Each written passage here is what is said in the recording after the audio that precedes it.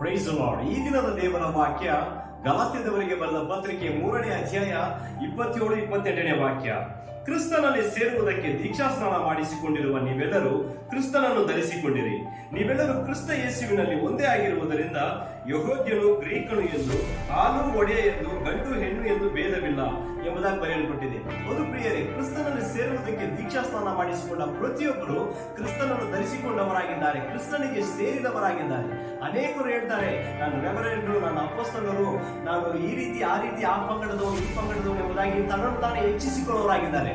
ಆದರೆ ಅವರು ಮರೆತವರಾಗಿದ್ದಾರೆ, ಕ್ರಿಸ್ತನನ್ನು ಸೇರಿದವರಾಗಿದ್ದಾರಾ, ಇಲ್ಲ ದೀಕ್ಷಾಸ್ನಾನ ಕ್ರಿಸ್ತನಲ್ಲಿ ಹೊಂದಿದವರಾಗಿದ್ದಾರೆ ಎಂಬುದಾಗಿ. ಯಾಕಂದ್ರೆ ಕ್ರಿಸ್ತನಲ್ಲಿ ಸೇರಿದವರು ಒಂದೇ ಶರೀರವಾಗಿದ್ದಾರೆ. ಪ್ರಿಯರೇ, ನಮ್ಮನ್ನು ನಾವು ಪರಿಶೋಧಿಸಿಕೊಳ್ಳೋಣ, ದೇವರ ಸಮ್ಮುಖದಲ್ಲಿ ಒಪ್ಪಿಸಿಕೊಳ್ಳೋಣ, ನೀತಿವಂತರಾಗಿ ಮಾಡೋಣ, ಕ್ರಿಸ್ತನನ್ನು ಧರಿಸಿಕೊಳ್ಳೋಣ. God bless you all.